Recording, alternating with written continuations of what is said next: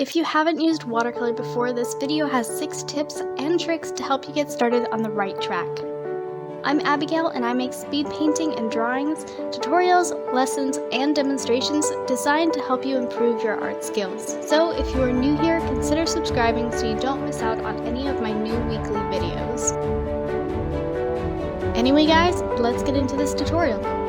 My first tip is to use high quality watercolor paper, since cheap paper is not meant to handle water media. My preference is the Arches or Fabriano Artistico watercolor paper, since each sheet is 140 pounds, making it able to withstand many watercolor techniques.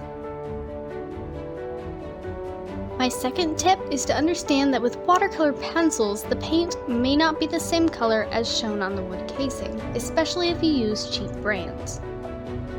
There can also be a big difference in how the color looks when wet in comparison to when it's dry. I have used the Faber-Castell children's grade watercolor pencils, and their wood casing is close to the actual color. However, it never hurts to try it out on a separate piece of paper or create a swatch chart.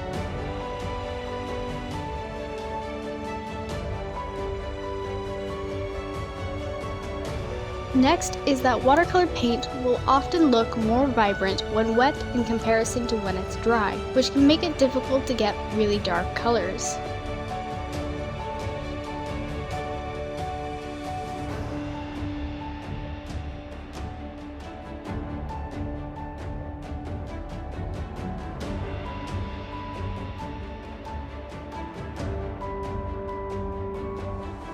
Number 4. Watercolor will reactivate, which means that even after a layer of paint is dry, it can still be turned back to paint with water. This will often result in lifting of your paint, revealing some of the paper underneath it.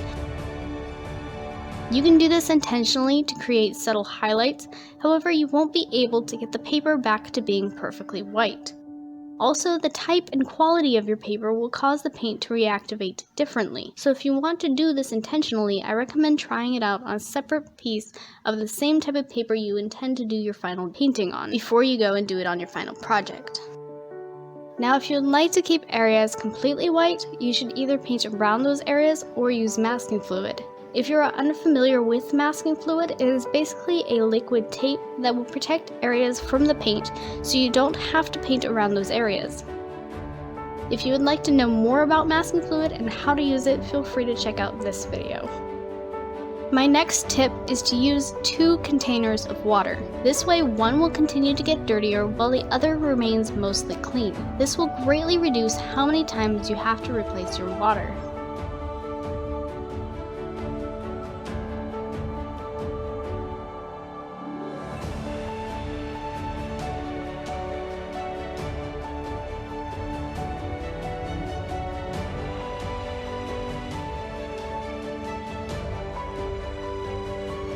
And lastly, tape down the edges of your artwork to create a nice clean border around your artwork.